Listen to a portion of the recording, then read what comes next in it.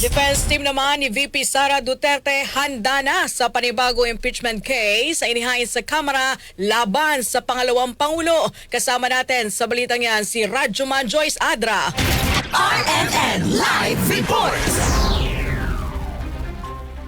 Hindi na ikinabigla ng legal team ni Vice President Sara Duterte ang panibagong impeachment case na isinampa ng mga militante kongresista laban sa pangalawang Pangulo. Sa statement na inilabas ni Attorney Michael Poa, sinabi nito na nakahanda ang depensa na harapin ang mga aligasyon laban kay VP Sara. Ito ay basta't nasa tamang constitutional process at matitiyak nila ang patas na paglilitis.